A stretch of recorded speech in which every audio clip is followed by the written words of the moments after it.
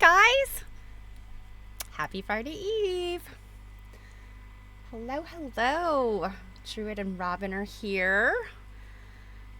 I have a new friend. Thank you, Druid. I'll turn my fan down. I have a new friend for the Cake TV gang of toys. You may remember that I mentioned my Luna Lepine splurge, and Hamish, the Highland Coo, is complete. I have a couple little details I want to add to him that were not part of the pattern, but isn't he the cutest? Look at his little Highland cow feet and his little kilt. Look, there's a kilt pin. He was, thank you, Robin. He is adorable. I love him so much. He's got his little shaggy hair, but I like to part it so you can see his eyes. He's got these cute eyes. Say hi, Hamish. He is supposed to be a thespian. I didn't bring the book to my desk to tell you his little story, but look at his pleated kilt. I think I need to give it another press, and maybe set the pleats a little bit, because he sat last night and I think they flattened out a little bit. Like his little cow tail. This was such a fun doll to make, and they really are pretty easy. The body especially is really pretty simple. And it's just like a whip stitch. So, and there are a couple, like I did all of this by hand. I didn't do any machine, but they give, Sarah Peel gives instructions on, parts of it that you can machine sew. But the body parts are just a little fine whip stitch, and it really isn't that difficult. I mean, if you can stitch a fine stitch and, the stuffing, I kind of wish I'd stuffed his legs a little bit more firmly. They're a little bendy, but... So anyway, he's about the same size as Abraham, so they can hang out together. Have cocktails together. So yes, that has brought me joy this week. Last night, or actually yesterday, most of yesterday, I got started on a new piece. It is a reworking of an old piece. So basically cutting up one of my quilts, which I really don't have a problem with.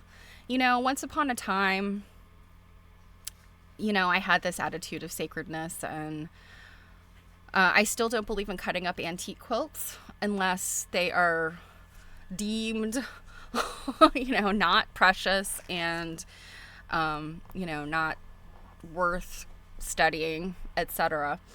But I have no problem cutting up my own stuff, because it's like, if I don't like it, I don't like it, and it's gotta go. So anyway, I'm working on that piece. It's probably going to take me a little while, because the stitching, it is a bit of hand stitching. It's stitching I didn't want to do on a machine. Although the quilt itself is almost all machine made.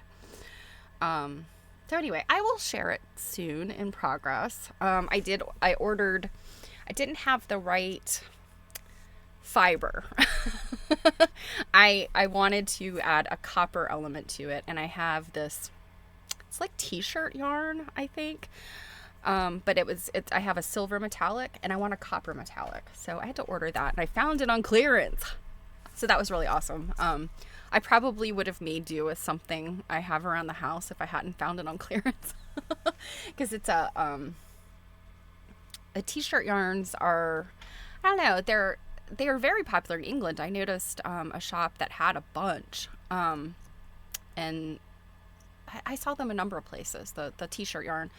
But this metallic t-shirt yarn, it's actually kind of junky. I would not actually knit or crochet anything out of it, but it works really cool to kind of flatten it out and stitch on it. It's got an interesting look to it. So I wanted to try some copper, because the quilt has copper in it. So you'll see. I'll share it. Today, in addition to Hamish, I have something fun to share, along with some of my favorite Festival of quilts. I just threw a bunch in a folder. I was actually a little bit late today because I could not get the folder to sync.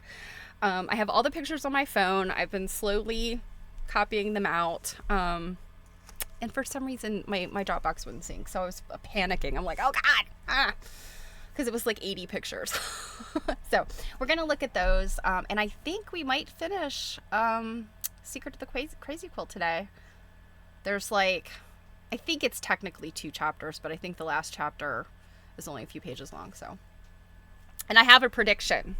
I'll mention it when we get there. All right. So first of all, I would like to share with you something fun that a dear friend of the show shared. And I don't think I have these in the right order, but I'll skip fast so that we can view them in what I think is the right order. So when I showed the Quilt Creations category from Festival of Quilts the other day, there was this little book, and it was like the rust book. And the artist had done, this rust dyeing, rust staining with the little book. So I think of it as printing more, but I think that generally with the within the fiber arts community, it's called rust dyeing. But she had taken, all these rusty bits, she dyed with them or printed with them, and then she'd actually stitched them into the book. So you saw the rusty thing on one page, and then it's kind of ghostly printed outline on the other page. I love this. I think it's so cool. I was very inspired. So I got an email from our dear friend of the show with some cool pictures of rust printing, and she seems like participated in this process. I don't think she took a class. I think that, and in fact, she shared a link with me, and I'll pull it up on my YouTube. It's the tutorials are kind of long, so I'm not going to play them, but I'll share the links too. It's a woman on YouTube that looks like she does like eco dyeing and stuff, but she had like a short little project based dyeing tutorial, and then she had like a 2-part longer one that I looked at bits of it just to see what it was about. So let me share my screen. So these are examples, and I believe she said that these were bits of like SOS scrubbing pad, I think. I may be looking at the wrong picture, and I sincerely apologize. But she said that I think it's bits of iron that cause these black bits, whereas it's the steel that makes the rusty parts. So, whatever metal bits you have that are corroded in some way, you can get this. Now, anything that's like copper with like a green corrosion, I don't know that transfers, but the iron and the steel do transfer. And the secret ingredient that I didn't realize, and I don't know if this is the case from that piece that was at Festival of Quilts, but the artists that are doing this, they're using a tea bag. So that's part of the coloration, but it's the tannins in the tea that quickly react and do the rust printing really fast. So it's not like something you have to sit out, or dig a hole and bury it. I've also seen, I think way back, ages and ages and ages ago, I saw this technique used on paper, and I want to say they spritzed it with like vinegar, like white vinegar. And I think that also will cause like it's an acidic reaction. And it's similar to what the tannins do, but the tannins also leave behind, this, the rust. So these, I believe, so the YouTube link that I'll send you, the woman, and I'm blanking on her, I apologize, I'm blanking on everything today. It was about the phases of the moon was the project she was doing. And so I think that's what our friend did here. And again, like the black bits are from iron, whereas the rusty color is the rust. So I think this is actually the steps. So I apologize. I know this is out of order. I would have ordered these, I promise, but with my upload problems. So this says rust iron oxide reacts with tannin in tea leaves to stain a piece of cotton fabric gray. A hot tea bag can result in a darker, broader stain. Some small rust bits leave a rusty orange color. Squares can be stained one at a time, or here's how to imprint two imprinted squares with one tea bag. So you're sandwiching. So rusty bits and a hot, wet tea bag. And you can make your tea first. You don't have to, you can actually have a cup of tea with this. So you put a few bits of rusty stuff on a 5x5 or 3x3 square of dry muslin in a dish not used for food. You don't want to be eating after you've put rusty bits. Put a hot, wet tea bag on top of the rusty bits, press down to squeeze out the liquid, and then layer another rusty bit. And then you leave the layers to dry for 8 to 24 hours. And you can see the stain appears. And then you remove, and then you have the two squares that have been stained. And it says, after stained cloth is dried, remove the rust debris and rinse it to remove the stuff. Rinse again in a bowl of water with a teaspoon of baking soda to neutralize the tea's acidity, because it's going to keep, like, I think any of those tannins or anything acidic that you leave in cloth is going to eventually start eating away at it. Rinse a third time and then press if desired. And for what I understand, I mean, this is like color fast. If you've ever gotten a rusty stain on your clothes, I think about like going to the beach and, you take off your wet clothes, your wet swimsuit, you got a wet towel, whatever. And if you don't properly dry those things, ask me how I know. You throw all that stuff in the back of the car and you go, and a day later you're like, oh crap. You will discover that if your wet clothes were against anything rusty or anything metal, you will have problems. So these are more pictures from this moon, the cycles of the moon. And I think that the lady that did had this moon project on YouTube, I think she's actually quite an interesting person in general. It seems like, just looking at her, Betsy Dragonfly says, bells on a Christmas sweater also make rust marks, no tea involved. Yes. And, actually I noticed, you guys remember I had my injury back in the spring, opening a can of corn, and my stepmother got me a new can opener, and it is a fabulous can opener. I actually opened a can last night and was like, zip, zip, zip, zip. Such a good can opener. But I noticed when I went to rinse it, apparently I didn't dry it very well last time I rinsed it off, because there was a little bit of rust around the edge, and I was like, So I was kind of scrubbing at it with a tea towel, and I noticed some of it transferred. So, I'm guessing, maybe you have some hope if there were no tannins involved, but I still think, like, if you get rust on something, like, forget about it. And so here you can see all the bits. And it looks like some of the stitching may have been done first. Because I didn't watch the whole video that was shared with us, I'm not sure how she did the lunar cycles.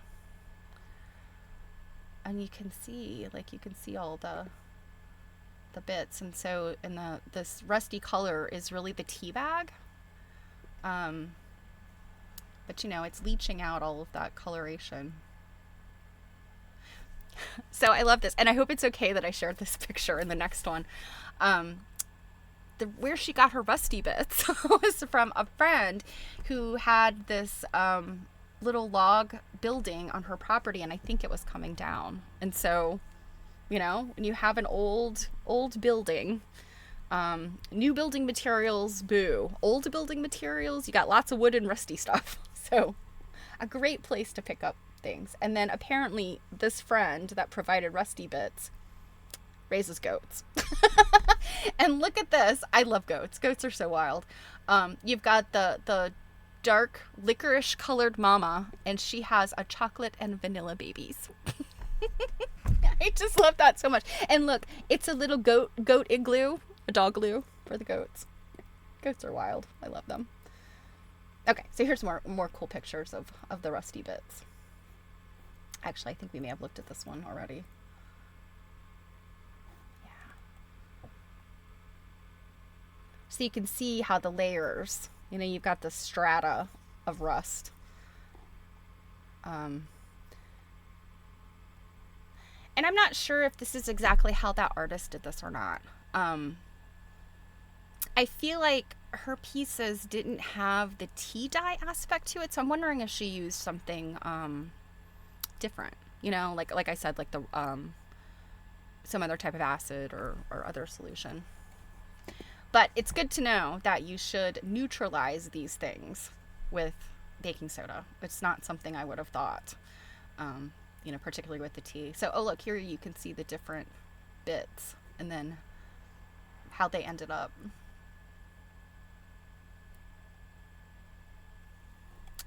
What does it say? One rinse included a dissolved teaspoon of baking soda. Yeah. Do not use these things for cooking again. and I think this is this last one. No, this is more. I am so very, okay, I think that's it. I am so very inspired. Um, I have done a number of different types of printing. I love mono printing, and this is a type of mono printing, even though, again, the community calls it rust dyeing, but this is mono printing. The idea of taking an object or something, using it as a one-time printing plate. How you would not be able to get this exact printing again. So jelly plates, that's kind of a newfangled. If you've never seen those, they're almost like they're sort of a rubbery, almost like you can not literally make a jelly plate with gelatin, like unflavored. Like, don't use real Jello, but unflavored, uncolored gelatin, like Knox, and you use less water, so it makes a very firm gelatin. And you can squirt paint on it. You can like scratch through it. You can, just apply inks, all kinds of stuff, and then you print it on paper. And you could keep printing as, if it's paint or whatever, and it gets lighter and lighter and lighter every time. And so that's another type of monoprint. I think that this kind of stuff is really cool because you kind of don't know what you're going to get. You're sort of, it's going to be a surprise. You're never really sure what you're going to get. You can't really control it extensively. So there's that element of, chaos. So, and there's happy surprises. There's things that are, it's a failure. It doesn't look good. You don't like it, but there's all these happy surprises. And I've done a lot of cyanotype printing, which is really fun. And I was just thinking I need to pull out some textiles and do some more cyanotype printing. It is just a fluid that you paint on your fabric. You have to do it in a space that doesn't have any sunlight. So like my bathroom has no window. So I go to my bathroom and put like a big piece of foam core, plastic cover foam core, like over the bathtub and just paint the fabric. Let it dry. And then you have to take it outside and you have to move quick. And typically what I do is lay the fabric out, put objects on top of it, and then lay something on top to hold it all down. And then you get out in the sun, and it's preferably a bright sunny day, and you take the top off and you've got your things laid down, and within a few minutes, I mean sometimes it's not even 5 minutes, the sun has done its magic. You take it back inside and you rinse it, and it's this beautiful blue. So like blueprint paper blue. So that's another fun type of mono printing. And Van Dyke brown is another one that you can do some processes with. And I have the chemicals for Van Dyke brown somewhere, and I've just never used it. It's a little bit more complicated than cyanotype because I think it's like 2 different chemicals. And I think it comes in like a dry format, so it's like a powder. You can't keep these chemicals forever. So I'm kind of wondering if my cyanotype might be out of date. So I'll have to check. So thank you to our dear friend for sharing this with us. I mean, like I said, I am even more inspired to try some rust printing when I get a minute. And in fact, I have some sort of tidying to do. And I'm like, okay, I'm going to start digging through all of my little cups and bins and things. I do have rusty bits. I actually can think of, I have a little suitcase just full of just detritus. I love saving little things, packaging and, just the oddball little things that come, just stuff, stir sticks and all the things, Chinese cookie, fortune cookie slips and all that stuff. So gobs of those things. So I know I have all the rusty bits. So I will definitely be trying that soon, and I will share. So let us look at some Festival of Quilts. And these are really in random order. I think I have 1 or 2 of the winners. In fact, we're going to start with the winner, but The winners, and this was something, I don't remember if I described this with Festival of Quilts. They did something interesting. So at QuiltCon, they have the judging is, they hang the show, and then they have the judging. And I think the judging has really kind of all been done before they hang the show. Like, they know who won for all the categories and then best in show. And I don't know if that's how they did it at Festival of Quilts or not, but it's like they hung the show and then they took pieces out of certain areas. And so you would walk by and you'd see like a blank spot, and it would say, this quilt was moved because it won a category or whatever. So anyway, and they had them all covered with black fabric. And so you'd walk around this one section where all the winners were hung, and they revealed them at 2 p.m. on the first day of the show. So it was like at 1:45, all these people started kind of clumping up around. And so by the time they actually unveiled them, it was like all these people were there. So it's kind of difficult to really get pictures. I sort of was doing, one of these over the crowd with my phone to like get the pictures. So anyway, these are probably not my best pictures of the winners, but let's go back to my screen. So this was one of the quilt creations. So we looked at those. These were the 3-dimensional wearable things. This one was cool.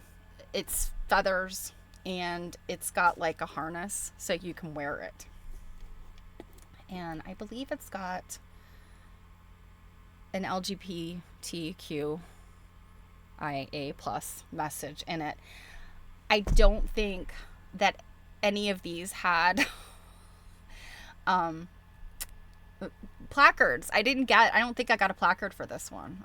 The placards were not easily accessible on these.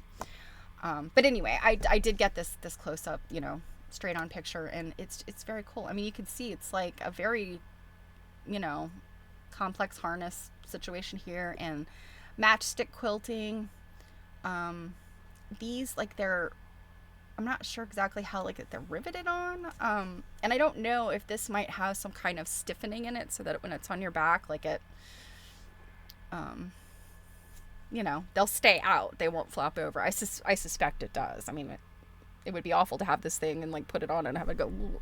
So I assume that there's some type of like stiffener in these to keep them out. It would have been really cool to see pictures of somebody wearing this. Okay, this is another one. I can't remember if I told you guys that I went by the Fine Cell Work booth. They had a booth, and this is the big quilt. This is a fairly well-known quilt, actually, that I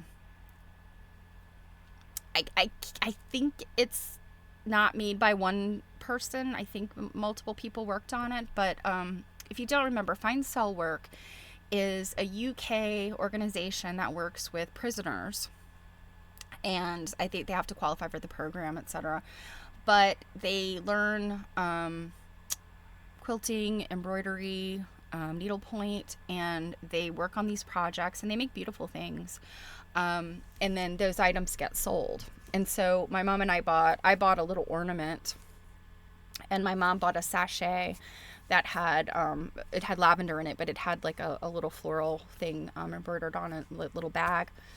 But anyway, so what this depicts, and it's a very large quilt, but what it is depicting, if you haven't figured out, is an overhead view of a prison cell, including the toilet and the sink. I see they have a little curtain around their toilet. I feel like in U.S. prisons, anything you see on TV, it's like there's no privacy for the toilet in your cell.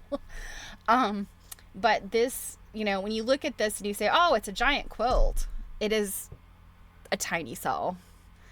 So, yeah, and I mean, not saying like, oh, how poor, pitiful prisoners. I mean, they did something bad. They got themselves there. But it also is, I think it's a stark reminder of what life in prison must be like if you've never done that. So yeah, I just, it was interesting, and it's funny, the lady that was there kind of as the booth ambassador, I'm not sure what her capacity with Fine Cell Work is, but she must be like a volunteer coordinator or something. But I started talking to her and I was like, oh, you're American.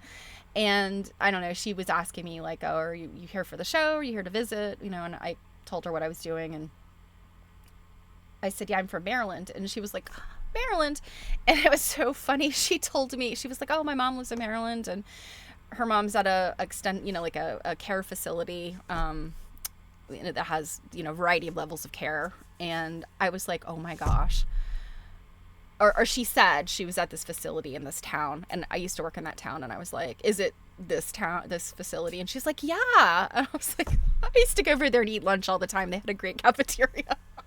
Anyway, it's so funny, you go to a place very far away and you run into somebody that's like pretty much from your present.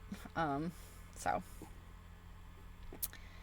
all right, so the rest of these are just going to be eye candy because it was hard. I took pictures of everything that I liked for some reason, whether it was just how amazing, like the craftsmanship and the skill, or whatever it was they decided to do was very interesting.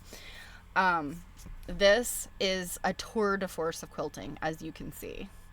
Very simple. I think that this layout, at least this one, the center medallion, would be put in the corner.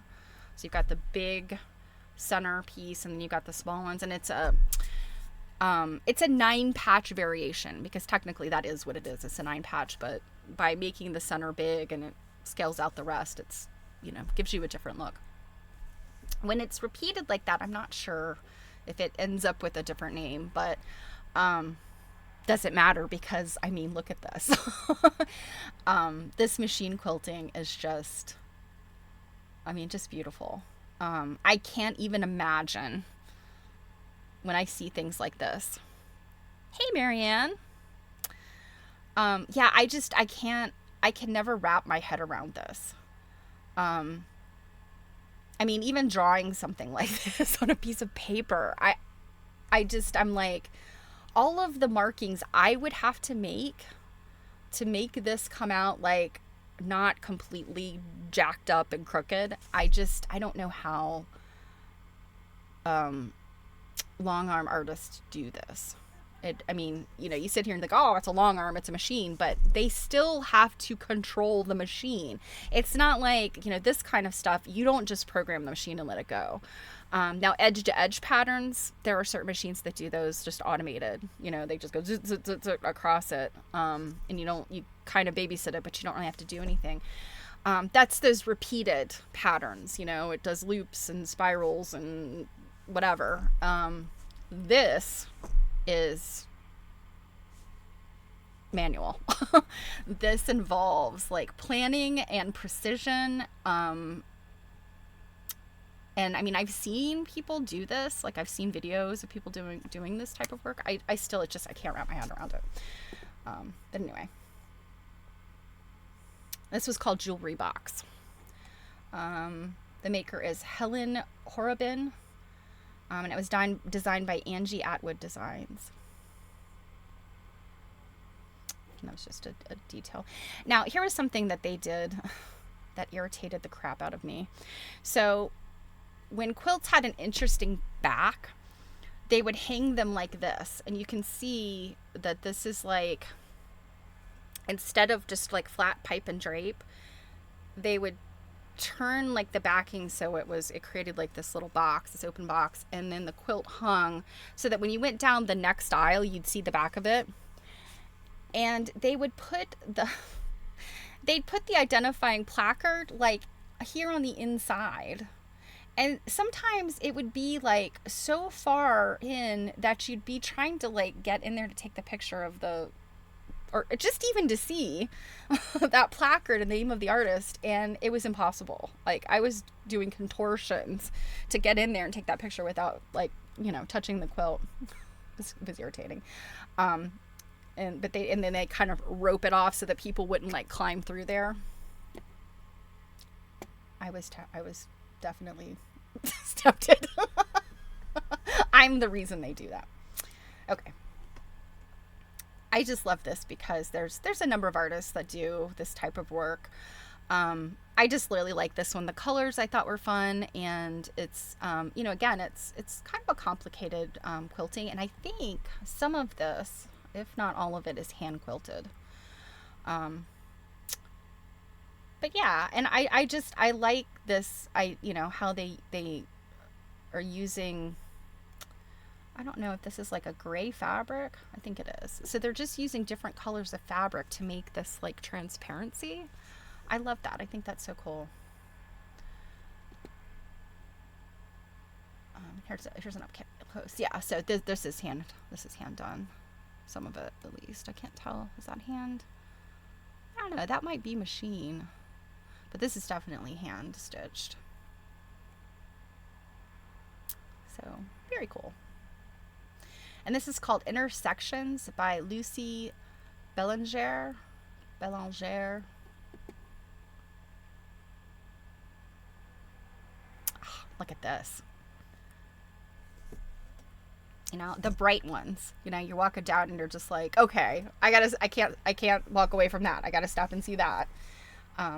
Very traditional pieces, but so very bright and interesting. And again, like super dense, interesting quilting in here. I mean, look at this. This over here, it's like a basket weave they've created. Like, my gosh. All these little swirls and things in there, and the flowers. Amazing. This one's called Clarissa's Dreams by Paula Doyle. And you can see a close-up of that, how they did, or Paula did this.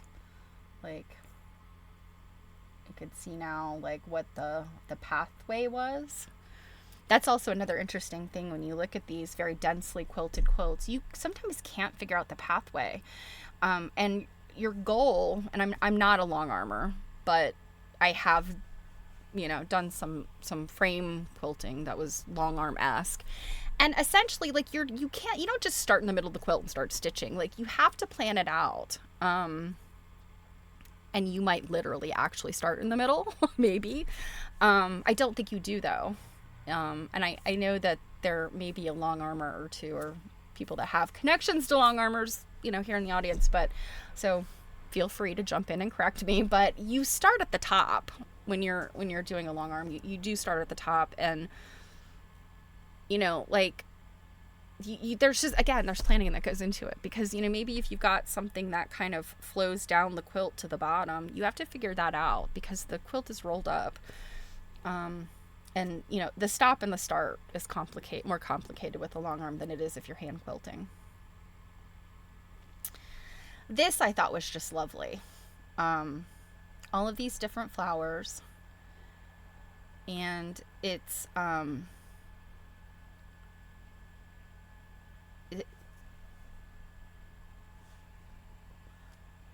the flowers are the same. There's a symmetry to this. So this red flower repeats, but slightly different colors. And then this thing with like sort of black sprigs, it repeats. And then this one repeats. So you've got a repetition in here. There's some birds around the edges. There's just a lot of surprises in this quilt. Like, at first it seems very, you know, it's kind of Spartan, I guess. But once you get in there, you're like, there's a lot of cool stuff in here. And it uses an echo quilting around everything. And I think it's machine, I think. I also kind of wondered, and I can't tell without looking at the back of the quilt. Right, Marianne? I know. But I suspect this could, well, I don't want to say I suspect, because I truly don't know, but this could be a potholder quilt.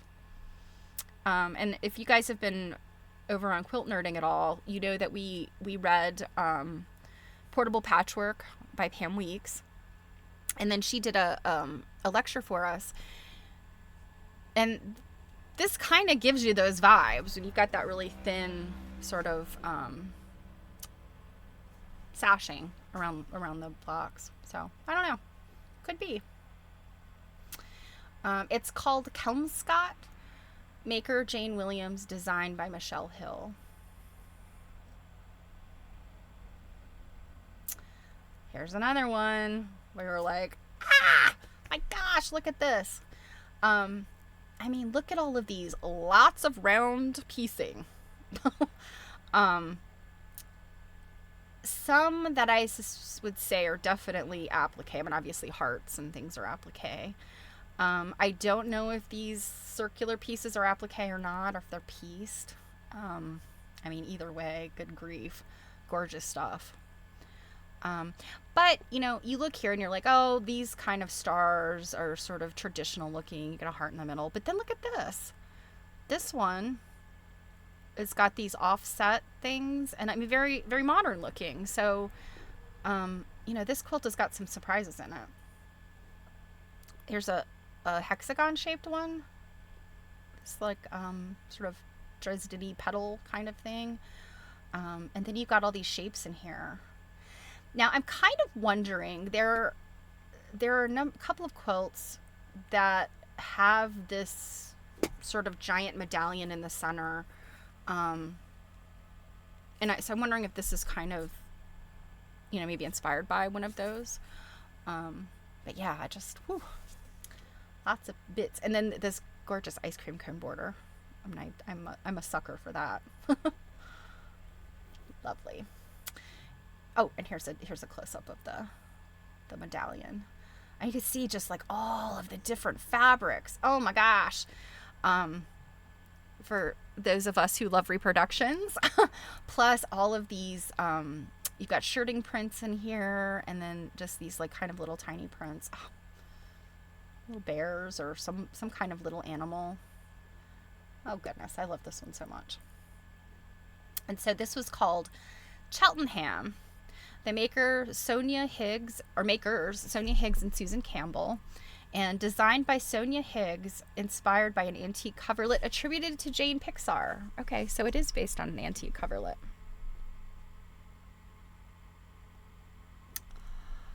Oh gosh, look at this! Here's another one. Oh my goodness. Now I think obviously what this really grabs you with, of course, is all of the detail, but this sort of ombre type fabric that they used for the central petal shaped medallion in the center. And then there's three-dimensional things in here too. There's these butterflies. That's an origami technique that you could do with fabric. I've made these butterflies before. They're fun to make. It literally starts off with like, you sew two pieces of fabric together, right sides together, turn them inside out, press it, and then you start the origami and you do some little stitching. It's a very neat project. Got yo-yos, aka Suffolk puffs. And, you know, just like, I think that these berries look like they might be stuffed, or there's somehow dimensional. Just look at this. Little bits of embroidery in there. Oh, I just love it. You guys know, more is more is my ethic. Oh, this is a close-up. I just realized these look like poinsettias in the corners. So all kinds of different floral inspiration here. Bluebells. Right, Robin? Yeah, these are just, some of these quilts. Oh. But you know what was really interesting, and I've mentioned this before, these quilts like this would be right beside, and there's literally, in my favorites was an Elizabeth Hartman pattern. And, you know, she's the one that does like all the animals, and it's like block construction. It was the one of cats in pajamas. So, you know, it really is kind of a democratic quilt show, which, you know, is sort of different than, everything that we see. QuiltCon Reject is a massive hashtag, you know, during the time of, you know, when QuiltCon or Modern Quilt Guild is releasing the names of, you know, who is juried in, and you know, all the other people get their turn downs. So you know that people that just make amazing things don't get in. But then, you know, that there were things in this show that were unexpected to me. And you know, again, I'm not being disparaging about people using a pattern. because they do put their own spin on it. But it was just very different than what you see in shows here. And considering what a large show it was, I was really pleased to see things like this beside things that were, more of like a beginner's take on quilting. So how long did it take to make? I can only imagine, Marianne. I mean, I know the things I will work on forever, and these kind of things just blow my mind. So it is called Thinking of Summer. The maker and designer is Helen Stamp, in the traditional category. This one was fun because it's just wonky, and it's a pair of coveralls, like overalls kind of thing. And let me tell you the title of it first, and then we'll come back and look at the details. Whoops, wrong way. So this is called Things I Did This Week That a Billionaire Wouldn't Care About. And Rachel Ewan is the maker and designer. Let me go backwards here. So, and this is heavily quilted, hand quilted. And so, she's quilted this garment down, and then she's quilted all of the things she did. And so played with Play-Doh, cuddles, snuggles, therapy, laundry. I know there's some place in here. Oh, speculum exam. She went to the gynecologist.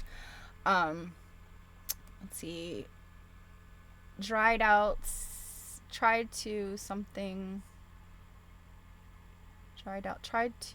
love some dried out seedlings. Started a quilt, picked flowers, kept my kid company on the potty. So this is clearly a young mother. And so I really respond to this. So saved some seeds, hand sewed something appliques. So I really like that. Planted potatoes. So things that a billionaire would not care about.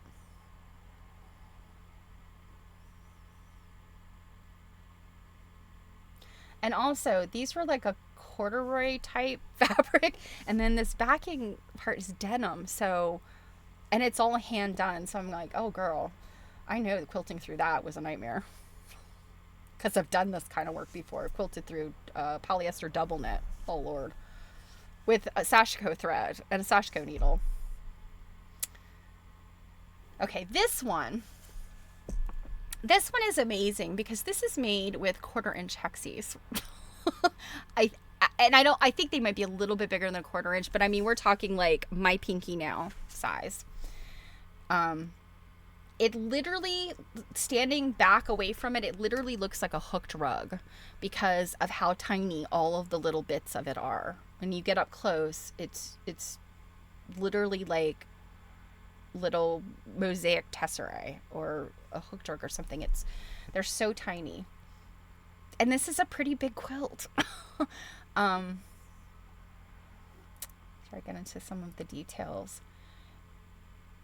It's lightly quilted, but my gosh, the time it must have taken to stitch all these together, but to plot it out, I mean, I'm wondering if the maker used like maybe some type of like almost designed like a cross stitch pattern. I can't even imagine, I loved how they sort of fussy cut some things to be like eyeballs for the fish. I thought that was really clever. And just the different, to give shading and perspective to the fish. How amazing. And here, like, okay, I'm not touching the quilt, but I'm very close to the quilt. I'm hovering over the quilt. So you can see, like, how tiny this stuff is compared to my big hand. Yes, exactly, Marianne. They were working on this for a long time. They had to have been. And it was called Mirbedecked. And so I think this person may have been European. And the name is Renata Kammer, made and designed by. So I'm wondering maybe she's German or Dutch. I'm not sure. Um, I don't recognize what that word means. It must be another, like, a German or Dutch word for under the sea or something. I'm not sure. But amazing. Ah, yeah, here's another picture. I think my hand is a little bit farther away in this picture, but still, you get the point. You get the point. I remember showing this one to Jill. I sent a picture of it to her literally that day because I was like, dude, you think you're proud of your tiny hexies? Look at this. So this one I really responded to personally. I have, and this one, let me jump forward and I'll tell you what this one's called. So it's called My Skin, Eczema, Wrinkles, and All. Ah, thank you, Druid. I knew you would jump in if it was German. So Mir bedeckt means sea covered in German. So something, the sea. I figured it was something like that. So this is Karen L. Bryden, Karen Lisher Bryden. And so as a person who has suffered from skin issues because of my allergies all my life, dermatitis, eczema, all the things. And now I'm a woman of a certain age, so I've got stretch marks and crow's feet and all this stuff. And all of these things used to bother me so very much. But this lady, look at this quilt. It's got all this stuff. It's kind of an ugly quilt. When you look at it from a distance, you're like, oh God, what's going on there? But you can see like there's kind of these cracks and lacerations and what I would assume is a mole. These are moles. You've got these kind of purpley marks. You've got sort of, pinky, silvery, all of these different kinds of, and then, you've got like what one would identify as eruptions of the skin. I mean, I'm like, oh gosh, yeah. I've seen all of this stuff on my own body before. Look, there's a little bit of stitching. Looks like there may be a little bit of some sort of dyeing, whether it's paint or rust or what.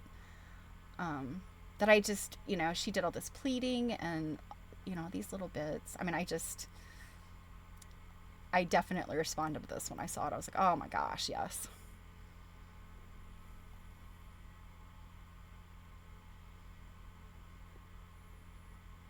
I mean, it looks like she literally like cut through layers, and stitched. Just got some funky stuff over here. Cellulite galore. Yes, I know. Yeah. So I'm like, I kind of wanted to reach out to him to be like, you really touched me with that quilt. Yeah, and she's got eczema written here.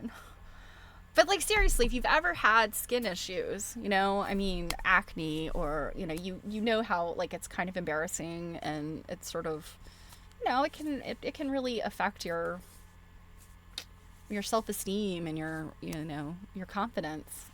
So okay, yeah, I kept taking pictures of it. I think I got every square inch of it. Okay, this one I know is called Rat Race. And I was like, oh my gosh, look at this, all the different rats. And you see they get bigger as it goes around. And you've got embroidered rats in here too. And I want to say, in looking at them, they seem to be made out of like suiting material. So you can see the stripy ones definitely, but it was like a thin wool suiting. And then there's stuff written in the center. I don't know that I got a very good picture of that. I'm not sure exactly what it says. But yeah, I thought this one was interesting. And here's some more rat details. And it looks like there's a lot of shirting in here too, I think. Shirting type of fabrics. Oh, here we go. I did get this. Something about something to each destination, the pursuit of happiness, something like that. I feel like maybe these were meant to look like ties. I'm not sure. I mean, I'm kind of guessing some of this, but I mean, it's called Rat Race. So it's definitely got this, this aspect of it. So the Rat Race maker and designer Liz Newington.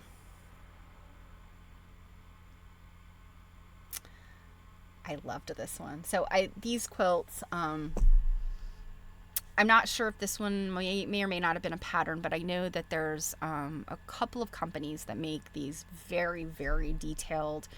They're foundation pieced. And so what that means is, you're starting with something that's drawn out on paper, and you're building your fabric off of that, piecing it. And it's something that I have taken a class in. I've tried. I'm not good at it. It's when you get into like very tiny pieces, and then you get into pieces that are triangular shaped or oddly shaped, you have to, like, you're working from them backwards to do the seam, and then you press it open. And if you didn't cut the piece big enough or the right angle, it won't work, and you have to tear it out. And so that's always been my issue with these. Yes, this one is Joan of Arc. I haven't gotten to the title yet, but yes, this is Joan of Arc. You can see she's got her little cross there and her sword. But she so striking, like. And so yes, this is called Joan of Arc. She was shortlisted, and I assume that what that meant when they got the shortlisted sticker, I think that meant that they were kind of like a runner-up, unless this was something I just don't know about. But I think it was, it was kind of like, you did great, we loved you, but you didn't get the final prize. I think that's kind of what shortlisted meant, maybe. Anyway, so maker is Lori Davis Sonak, and it was designed by Varushka Zarate, Pride and Joy Quilting. So that's a company I'd not heard of, and I'm assuming that that's Pride and Joy Quilting is designer of these types. There was another one. It was a Nefertiti. Not the one by Gallagrado, but there was another Nefertiti quilt, and that one was by the company that's pretty well known that does these. But oh my gosh, Pride and Joy Quilting, if this is the this is their pattern. Oh my gosh. I don't know if this is a pattern that can be this could be a person that just created the pattern for this quilter. I don't know. But pretty stunning. There's another picture of her. So you can see the quilting. It's really, really interesting quilting too. It's got almost like a chainmail sort of looking for her garment. And this matchstick quilting for her face. I really loved her. Okay, this is the Ukrainian Quilters Collective, I think. I do have the title in another picture, but this was amazing. So these are, I guess it's 4 panels, with this one and this one being the largest one. Here's a woman with a quilt, and she's got like, this beautiful sort of headdress that kind of trails off. I think she's probably wearing like a folk costume, but most of it's covered up by the quilt, but still you could kind of see some aspects of it. This man, I think, also in a folk costume. He's with a traditional type of stringed instrument, and then you've got the horses, and then this guy. Oh, it was stunning, and also very microscopic quilting. So this is the Ukrainian Quilters Association, and you can see the picture of it, and then these are all the people that are part of the association. So let me read this to you, because I didn't get a chance to read this. So Ukrainian Quilters Association has chosen the painting Cossack Mame, specially crafted for our project by the renowned Ukrainian artist Orest Skop, to introduce the global quilting community to the splendor of Ukrainian art, folklore, history, identity, and the distinctive essence of Ukrainian nation. Embedded in folklore, many pieces of naive and professional art, as well as music, the figure of Cossack Mame, I'm not sure if I'm pronouncing that right, and I'm assuming that's this man here. This figure has been a symbol of unbreakable spirit, the unbreakable spirit of our nation since ancient times, a force that overcomes and defeats enemies against all odds. Cossack Meme represents a defending warrior upon whom the future of independent Ukraine rests. Depicted as a seated Cossack bard, it's an archetypal image of a professional warrior who, in fact, strives to lead a peaceful life in the countryside, accompanied by his sweetheart and a faithful horse. When Cossack Meme is depicted, the following elements are often involved in the composition: a tree, a mound or grave, a horse, a coat of arms, weapons, and they say a spear or musket, bow, arrows, quiver, a flask, apples, and other typical Cossack accessories such as musical instruments, a pipe, a hat, a bag, and in some variants of the painting, a figure of a girl. So it's the woman with the quilts, I guess. The world has no similar character. It is inherent only in Ukrainian history and culture. Even today, we can draw some parallels between Ukrainian defender heroes and the historical image of Cossack Meme. This endeavor serves as a testament to the collaborative spirit of the Ukrainian Quilters Association, uniting individual artists from diverse backgrounds and locations, many of whom currently reside in areas close to the front line, while others are scattered around the globe. Our objective was to faithfully capture the delicate nuance of Orast Skop's painting through fabric, employing several cohesive quilting elements such as hexagons and tetragons, rather than freeform patches. Wow, okay. I didn't realize that. Rather than freeform patches, we aim to achieve a blend of artistic sophistication and novelty. As our work represents Ukraine to the world, we are keenly aware of the weight of our responsibility. In our creative processes, pursuit of knowledge, and communicating our collective wisdom, Ukraine resides deeply within our hearts. And I guess that's signed Natalia Lashko. So she must be somebody within the organization that wrote that. So you can see all the quilters. And it appears maybe they're shown with a part of the quilt, and I don't know if that signifies a piece that they worked on or if it's just, this is just the way it was presented. I don't know. But very, very cool. And I mean, this quilt, I mean, look at this.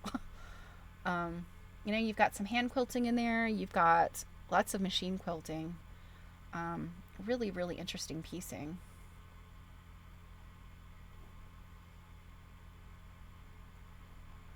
Oh yeah, look at the yoke of her dress is all hexagons. Very lovely. I didn't realize that this was based on a painting, but very painterly quilting for sure. They definitely captured, I think, the quilt or the painting very well.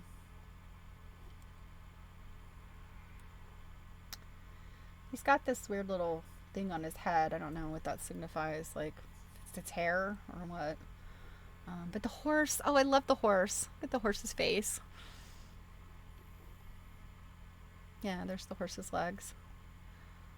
There's so many things. I feel like I've looked at this a few times and I'm seeing more and more things there's like a house back here. It looks like that's a boat.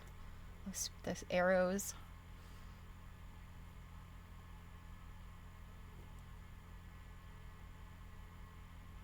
Apples. Yeah, I'm seeing some of the things that they've mentioned in that narrative.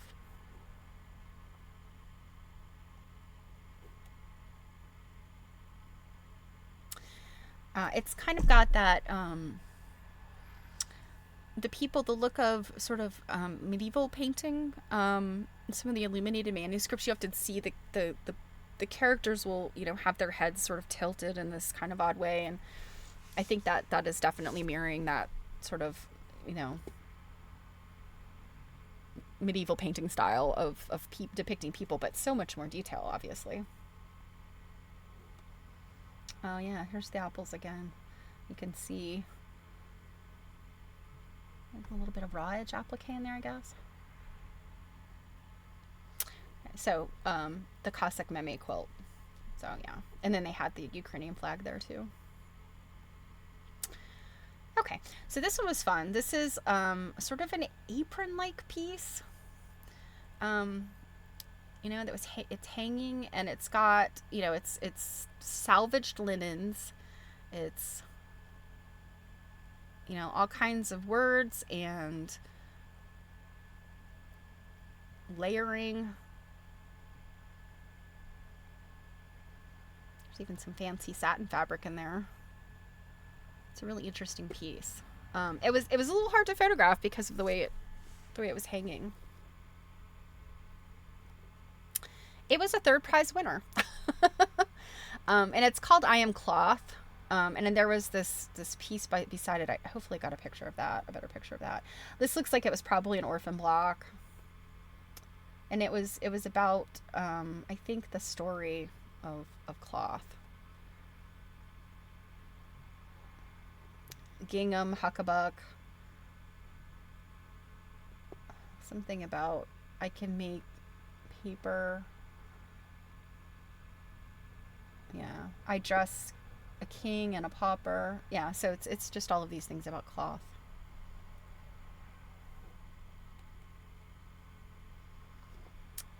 A bit of a, yeah, I'm worn in every village, town, and city.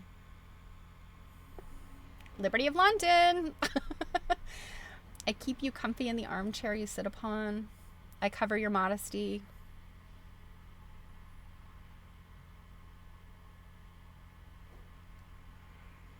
Some hardanger.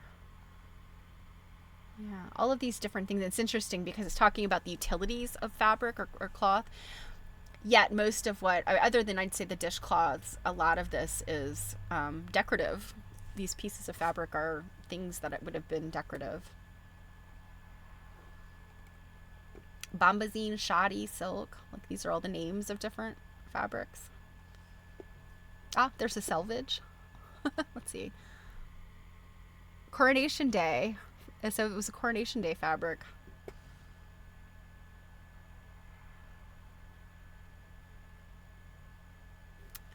And I tried to get some angles here so you could sort of see.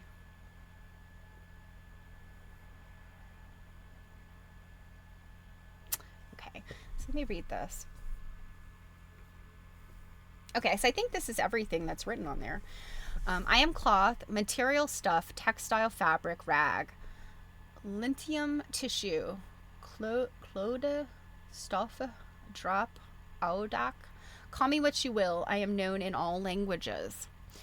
To get here for you to gaze upon, I have been grown, watered, cultivated, gathered, and collected, sheared, singed, scoured, bleached, and mercerized, finished, and processed. I have been carded and spun, woven and knitted. I have been cut, slashed, sewn, stitched, embroidered, patched, quilted, and printed, as well as felted, bonded, and dyed. I have many names: cotton, linen, silk, wool, bombazine, calico, velvet, flannel, damask, calamanco, gingham, huckabuck, madras, shoddy, and worsted. To name but a few, I could go on and on. I can be French seamed, buttonholed, and faggoted. I can be a humble 9-patch or fine Venetian lace. I can make paper. I am the canvas that the artist creates the masterpiece on. I have been into space, landed on the moon, and down to the deepest depths of all the oceans. I dress a king and a pauper. I am worn in every village, town, city, country, and continent. I clothe you from head to toe. I am your dishcloth that sits on your sink, your designer dress that you party in, your handkerchief that you dab your tears with, the cover that you swaddle your baby in.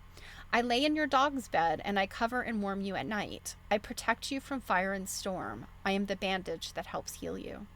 I cover your modesty, your head in the wind and rain. I keep you comfy in the armchair you sit upon.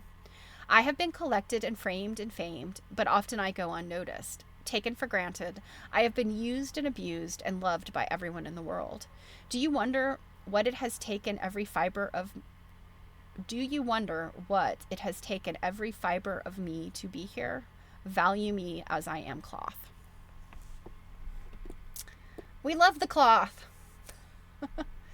I thought this one was interesting. This is obviously a statement on screen time. So you see the little girl is reading a book, and that's projecting this amazing image of what she's reading in. There's all of these different colored lines here that have they're stitch lines, and then you see the kid who's just watching TV, and like there's nothing there. So it's a statement. Here you can see the colored lines that are used to signify this projection of this beautiful world. And I suspect that that was a panel of some sort. And then you can see the little kid who was just watching TV, nothing going on. So this was called Get Reading. The maker, iQuilt Studios, John J. Cole Morgan.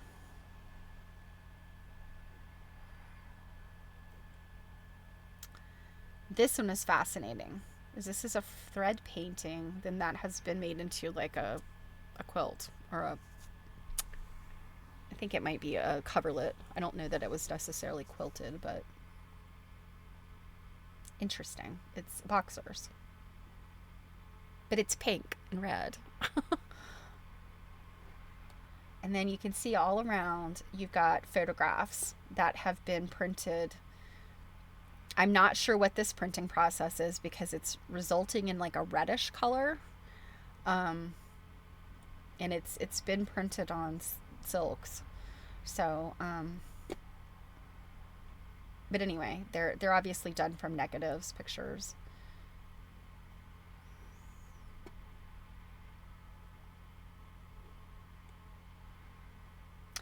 And I just really liked the thread painting. I'm generally not a thread painting person because a lot of times thread painting is just so stiff.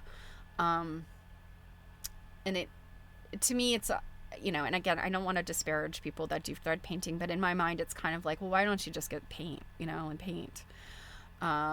Because you lose the tactile drapeability of the cloth.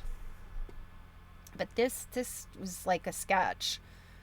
It wasn't that dense, heavy thread painting. You can see the fist right on this guy's face.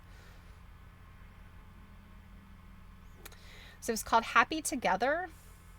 The maker and the designer were Waiting New.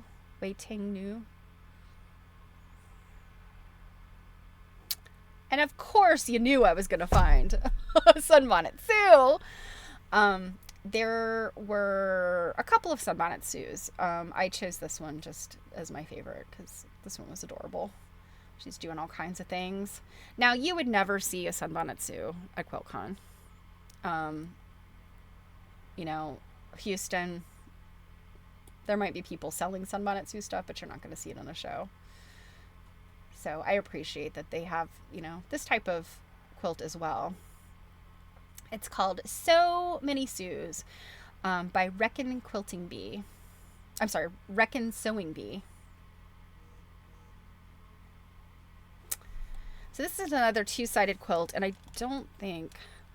Whimsical, right? I know, they were adorable. They were doing all kinds of little whimsical things. So my headphones have decided to die. Power off. So just power them off. Hope this doesn't mess up my sound. So this one was just really fun to look at. I believe this is a trans rights quilt. There were a number of LGBT and trans related pieces. I just really responded to this one just because of the design. And like I said, it had a back. I don't remember if I took a picture of the back or not. That was one of the frustrating things because it's like, this would be right in the middle of the aisle. And by the time I got around to the other aisle, I'd be like, oh, what was this quilt? And it's not like you can crawl under there and look at it. Well, you could have, but that would have been rude. But lots of fun things to look at in this. And you can see there's like, it's almost like found objects, I guess, in all sorts of different textiles. But very well, I think the layout is interesting. I think that's a sock. So it's called the Transition Quilt.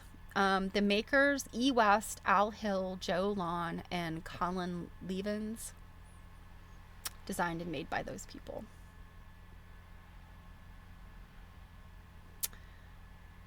And we're getting close to the end here. This I thought was lovely. I'm fascinated by stained glass quilts. I remember my mom maybe, or it might have been maybe some colleagues of hers, that I remember doing stained glass quilting. And I was just always really fascinated by it. And I'm not sure how this particular one was created, but typically stained glass quilting, involves cutting all of these pieces, just like stained glass, cutting all of these little pieces, and then use a black bias strip to cover the edges, just like a lead strip in stained glass. So I always thought these were really interesting to look at.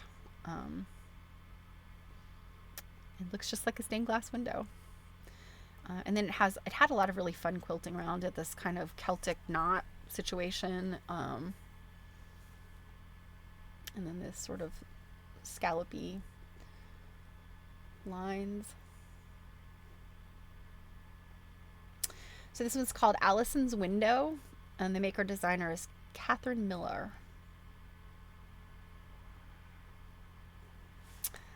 I loved this one, and I'm not sure. We'll have to look at the label.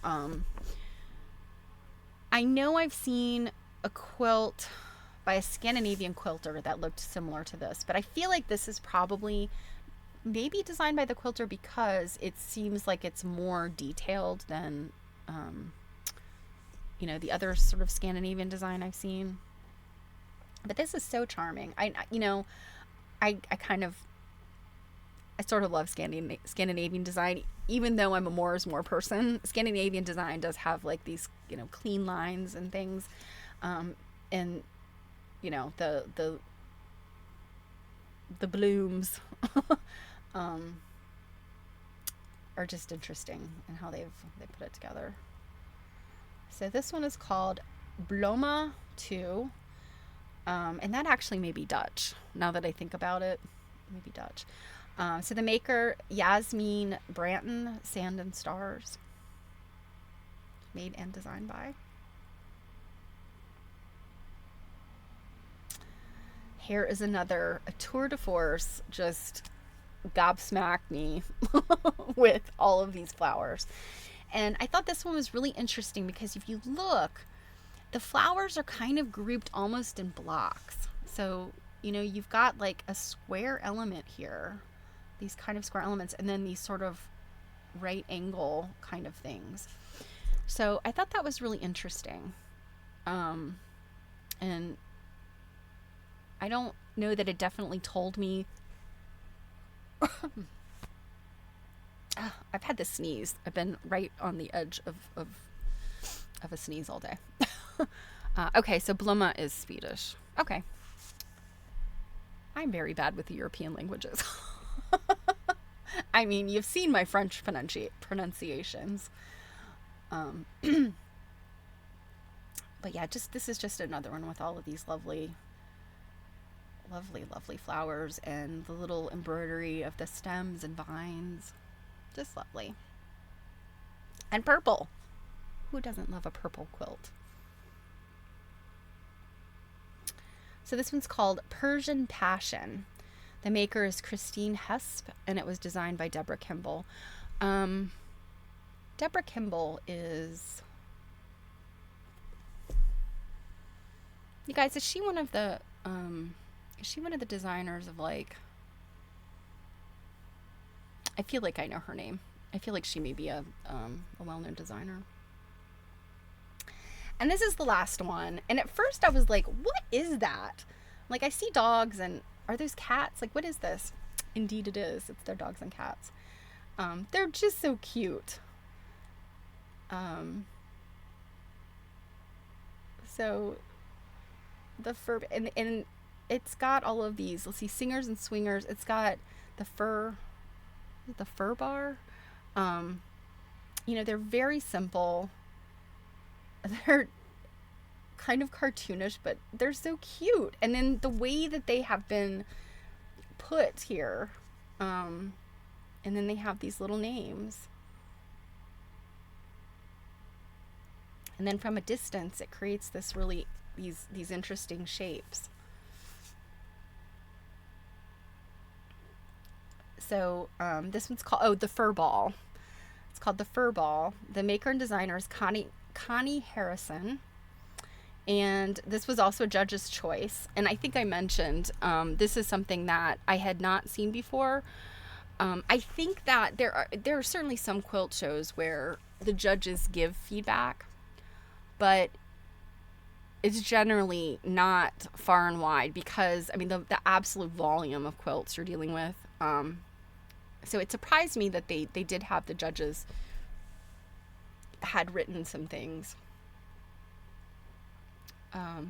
So what she said is, I chose this quilt because of its simple but charming shape that truly makes a joyful quilt. The limited color palette makes the motifs come to life, and the red framing serves to unify the quirky, delightful quilt. And the judge was Nadine Paver.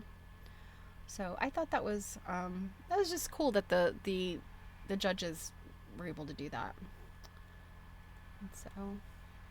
And see, you know what? I thought these were embroidered. This is couched with a zigzag. And then I think these are chain stitched, maybe by hand. And then I just like the whiskers, just, you know, it's very simple, very Spartan. And then I think this is the last one. And their little names. I'm assuming these are names of cats and dogs, you know. Many of them have human names.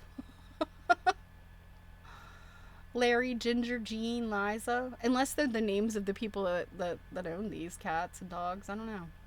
Miranda, Mikhail, Judy.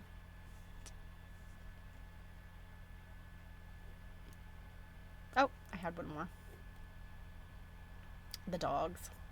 And the dogs have the little bark. Like, bark. So, very, very charming. All right. So, are you guys ready for our reading? Like I said, we have about 15 pages, so I think we might finish today. Now, I mentioned Secret of the Crazy Quilt. What is the secret of the Crazy Quilt? Well, I have a theory that, so in this last chapter, I think Jerusha talked about how Braun, while he was recovering, taught himself shorthand from grandmother's shorthand book when she went to secretarial college or whatever. I suspect the quilt has something written in it in shorthand. And I think that's the secret. I think that's what we're going to find out.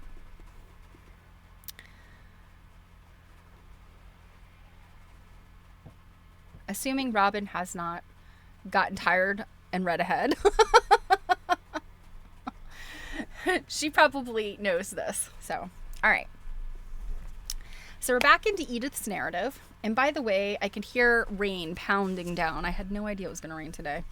So hopefully I'm not going to get any blips. Okay.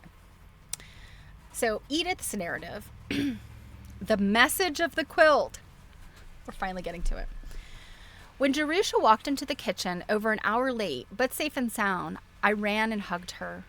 I never shared my mother's or Jerusha's own confidence in sailboats.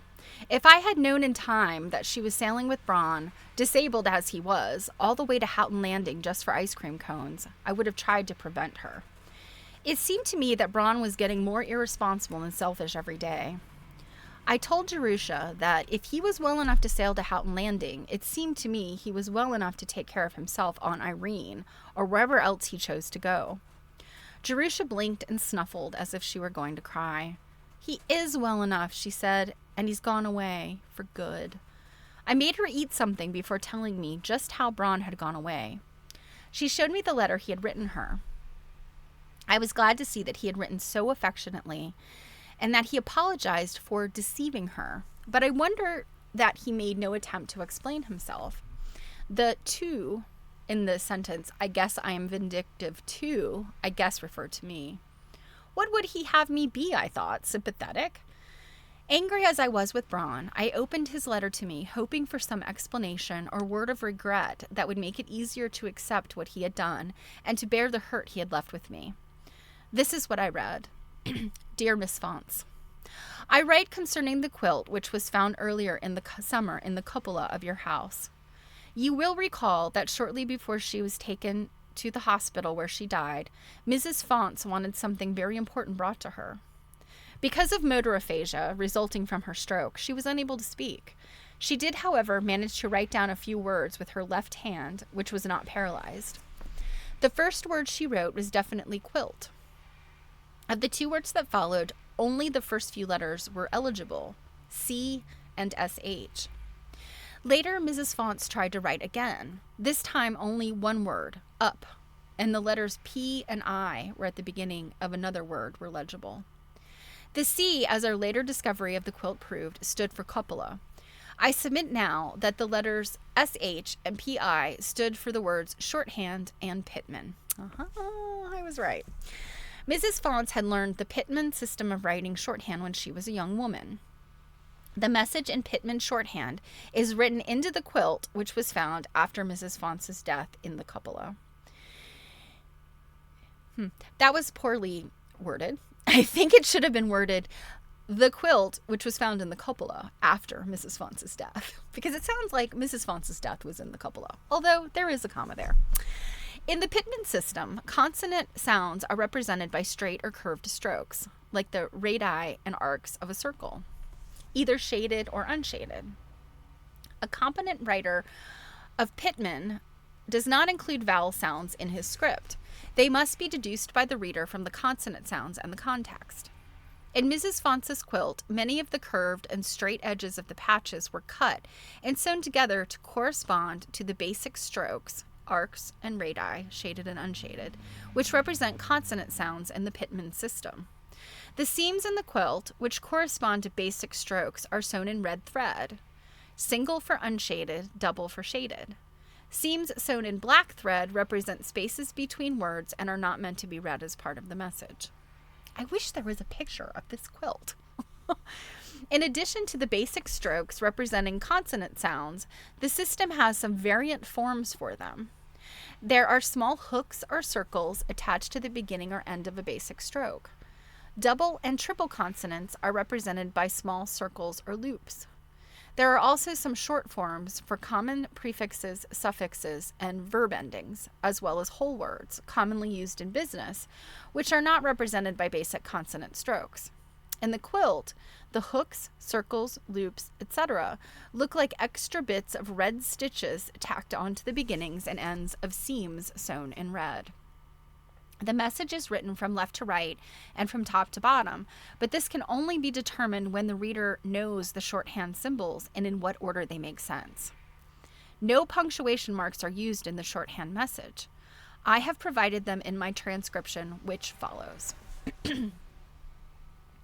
Had consented to elope with Henry. Plans made, bags stowed in catboat. Would sail to Houghton Landing. Drive to RR station, railroad. Take train to Boston and New York. Henry whistled under window. Father, mother asleep. Met him downstairs. Went to father's office. Opened safe to take out jewelry and stocks belonging to me, which Henry needed to start his own business. Okay. Wasn't the robbery of the safe blamed on someone else? Henry tied handkerchief over my mouth, bound my hands and feet, took everything from safe and stuffed it in bag he carried, slung me over shoulder, carried me out of house, halfway downhill, set me on feet, untied them, showed me pistol in holster on hip, told me walk on to cove. Rowed us to catboat, sailed down river, Explained had asked me to elope because only I knew where safe hidden in combination. Would take me to Houghton Landing. Could sail home from there. Once home, could tell father about elopement and robbery. Henry well away with money. No difference to him. Advised me keep quiet, not enrage father. Humiliate self by admitting I'd opened safe and been jilted. Horrified. Couldn't beg Henry, repent because of gag. Sailed into harbor, very windy. Henry, poor sailor, blown toward ledges, untied my hands, removed gag, told me sailboat. Sailed out of trouble, begged Henry repent. Sail home, return money, pray God for forgiveness. Would never tell on him. Said money all he wanted. Not scared of hellfire. Laughed, shook bag of money in my face. Took pistol from holster, pointed at me, told me to keep quiet and sail boat. Any funny business, he'd shoot me and throw my body in bay. Decided, must kill him. Planned how. Beyond Gull Point, open ocean, stronger wind, very rough. Took chance. Sailed close to wind. Boat heeled. Shipped water. Pretended was scared. Told Henry put away pistol. Sit on windward gunwale, prevent capsize. Henry obeyed. Balanced on gunwale. Pointed boat closer into wind. Came about. Suddenly let sheet run, heading downward. Boom swept Henry into water. Sailed home. Bag of money went overboard with Henry. Weak, foolish, sinful girl. Murderess. Prayed God for courage to confess what I had done. He does not hear. I cannot bring myself to tell. Yet if I do not, I will not deserve his forgiveness. This is my confession to him. If he does not grant me courage to confess to the world, perhaps he will let this quilt be found and read, and I will be forgiven. This is my only hope, Jerusha Haskell. If you choose to show the quilt to a competent user of Pittman shorthand, he will tell you that the above transcription is correct. Sincerely yours, Bronislav Zabriskie. I handed the letter to Jerusha, sheet by sheet, as I finished each one. Perhaps I should have kept the terrible story about her grandmother from Jerusha, but I needed her sympathy and support. My shock and consternation over what I read were secondary to the pain I felt because Ron hadn't even said goodbye to me. I bent my head and tried to accept the fact that he felt tenderness and regret for everyone he was leaving, except me. For me, he had only contempt. Jerusha understood my feelings. She took my hand and held it. It was mean of him not to say goodbye, she said. I nodded, and we were both silent for some time. This about Grandma, Jerusha went on, hesitating between phrases. Doesn't really matter, not now, not after she didn't get the quilt when she wanted it. It doesn't change Grandma. She's just the way she always was. I believe Bron, and I believe everything happened the way he's written it. But at the same time, I don't believe it. It's like a bad dream. It happened all right, but it isn't real.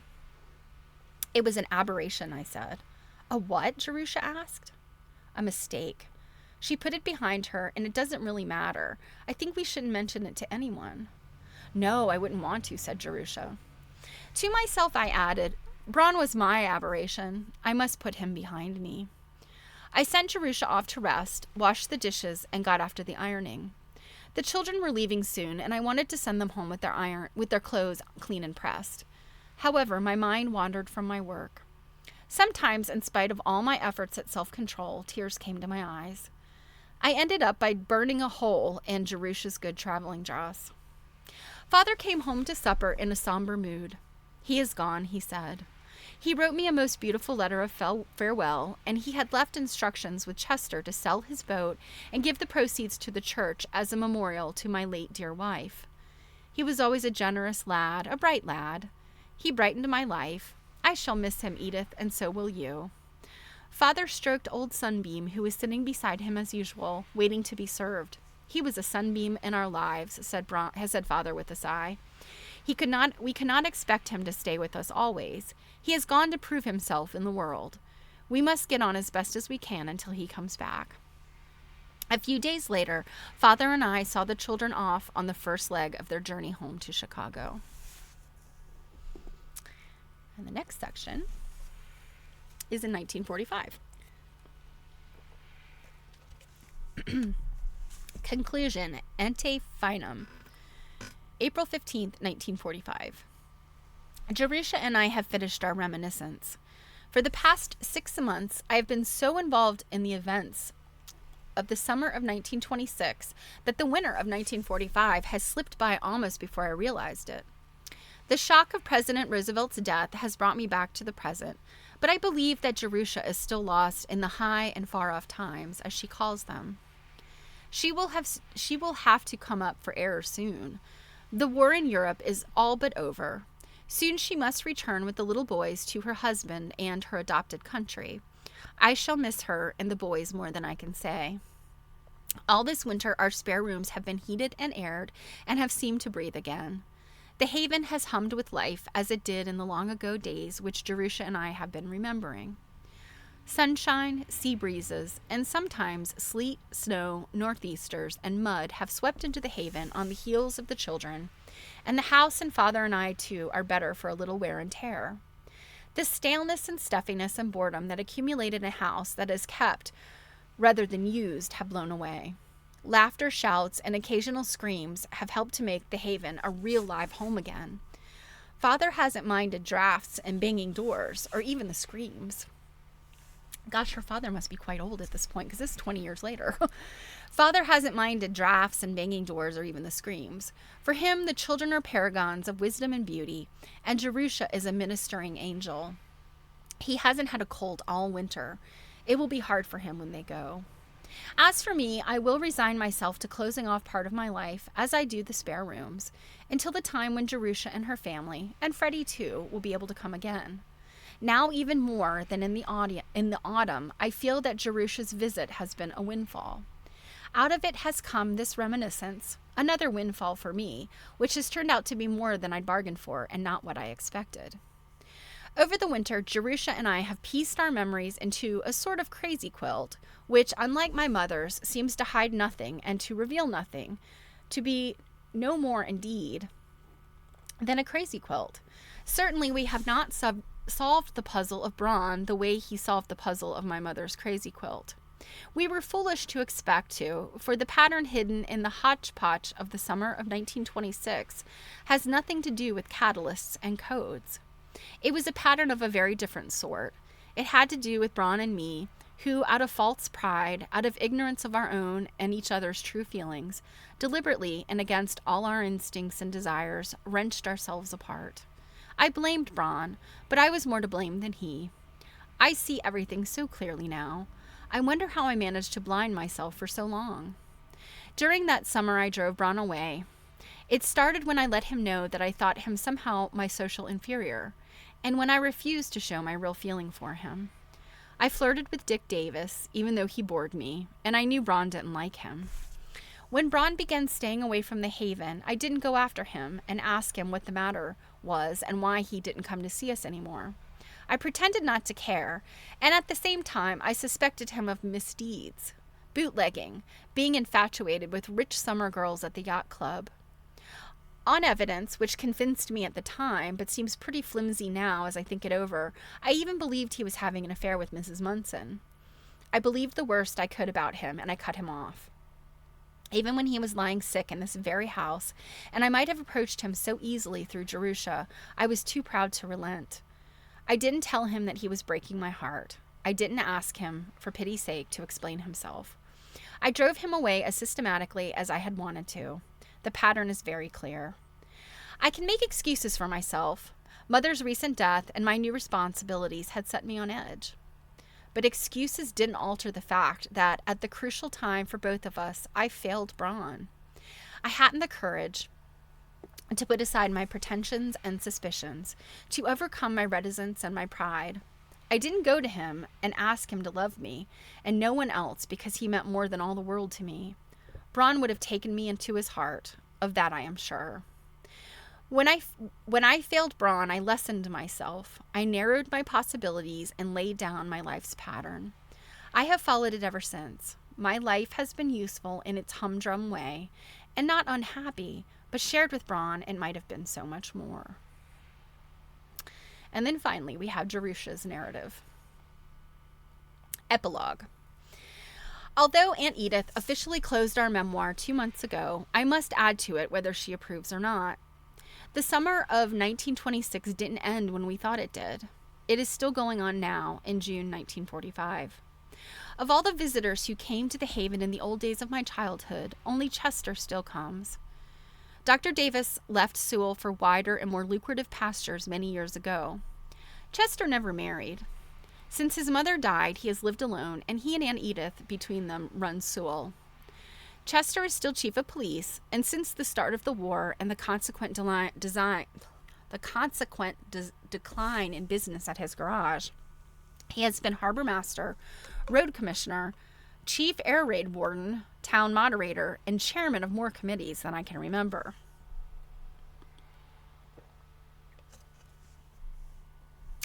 Because Chester and Aunt Edith are old friends and always have some business or other to discuss, he comes to the Haven, often either on foot or on his bicycle. He refuses to use any of his official positions to get gasoline for his car. Aunt Edith says the exercise has been good for him and that he has lost weight. To me, he hardly looks or acts a day older than he did 20 years ago. He still brings Aunt Edith raspberries and other delicacies from his garden. And for my little boys, he always has a package of gum or candy or some electrical contraption that buzzes or flashes or rings bells. For Grandpa and me, who are quite isolated here on our hill, he brings the local news and gossip. To spare Grandpa, he tempers any alarming items, just as he used to. For me, I suspect he colors them up to make them more interesting. At last it can be told, he announced one evening in June. First I had to wait for VE Day, and then I had to wait for official permission to speak. He was sitting with Aunt Edith and me under the wisteria, enjoying the long twilight. Grandpa and the boys were already in bed. For months, Chester had been hinting darkly about spies and secret missions and exploits more perilous and daring than those of our rum runners in the good old days. And right here in Sewell, too, right at the foot of our hill. Will you tell us now? I asked. Nope.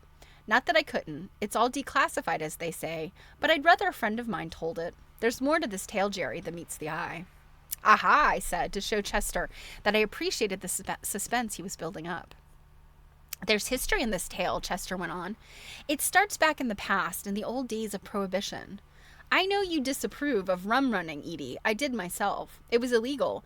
But looking back now, it doesn't seem so bad as it did then. And if he hadn't then, he... Wait a minute. Uh-oh. It was illegal, but looking back now, it doesn't seem as bad as it did then. And if he hadn't then, he couldn't now.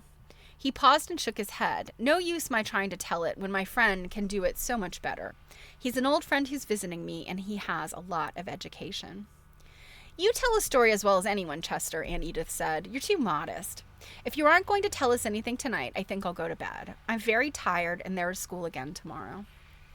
Chester jumped to his feet. I could bring this old friend of mine up here tomorrow afternoon when you're back from school. He could tell you the story then. How would that be? Are we thinking this friend might be Braun? Could be.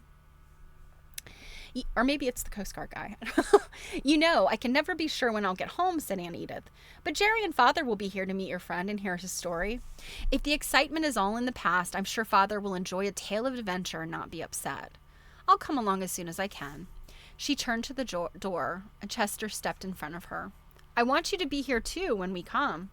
He looked at her so earnestly that she glanced at me in a puzzled way. I could only shrug and shake my head to show I was puzzled, too. I don't know what's got into you, Chester, she said, but unless there's a catastrophe at school, I'll be home by 5. Bring your friend up then. I'll be happy to meet him. The next afternoon was so warm and fine that we were all out of doors at 5 o'clock. Grandpa was in back pottering in the Victory Garden. The boys were whooping and racing in and out of the arborvitae jungle. Arborvitae! Aunt Edith was setting out red, white, and blue petunia plants in the bed around the flagpole. I was on a ladder pruning dead branches out of the wisteria. From my height, I spotted Chester and his friend on the road halfway up the hill. They were standing, evidently talking. Chester linked his arm in his friend's, and they walked on toward us. Chester's friend was tall, though not as tall as Chester, nor yet so broad, and as the two walked on, I had the impression that the friend was hanging back while Chester was shoving him on. I looked at him more closely. His hair was gray, but he stood straight, moved easily, and at one point nearly wrenched himself free of Chester's arm. He was too well dressed, it seemed to me, to be one of Chester's local friends. And yet something about him was familiar and associated in my mind with Sewell. Puzzled, I watched Chester ease him around the curve in the road, trundle him forward, and with a mighty effort, wheel him into our driveway. At this point, the friend threw his head back and laughed. The sun fell full on his face, and I knew beyond a doubt that he was Braun. He saw me, waved, and called something. I waved too, then gripped the ladder to steady myself. Braun's head turned from me. He stood in his tracks, then ran forward toward Aunt Edith, who was running to him, dropping trowel and garden gloves as she ran. They met and embraced and clung together for so long that I had climbed down the ladder, and Chester had come up beside me before they separated. They embraced again and again, and between embraces gazed into each other's eyes and murmured and laughed and sobbed. Chester and I glanced at each other and retreated toward the house, but Braun called to us over Aunt Edith's shoulder. "Wait for me, Chester and Jerry, please wait. I came to see you and Reverend Fonts too, but first we've got so much to say and to settle, Edie and I." He drew his arm tighter around... Oh, and we have another picture. He drew his arm tighter around Edith. "Let's take a walk," he said, "around the hill. We won't be gone long, not very long. We've got to talk, but I must talk to all of you too, so wait and don't be angry." Chester flapped his big hand at Braun and laughed. "Don't mind us," he said. "Take your time." "What I've been through," he said to me. I was supposed to prepare her, but she wouldn't let me. Then at the last minute, he would have backed out if I'd let him. But I guess it will all come out right in the end. Grandpa took the announcement of Braun's return with serenity.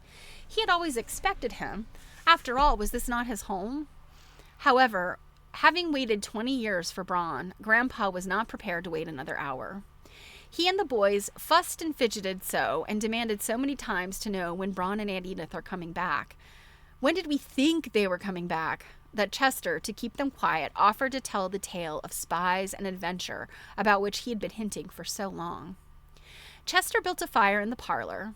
I made Grandpa a cup of tea to soothe him. I was waiting supper until Edith and Braun came back, and we drew our chairs around the fire. Chester took a boy on each knee, produced 2 Hershey bars from his pocket, and began his tale. In the previous November, Chester had been visited secretly by a very high official in the United States Intelligence Service. This man, Chester had promised not to tell his name, had asked Chester's help in capturing 6 Nazi saboteurs who were to be landed in Sewell from a German submarine sometime in March.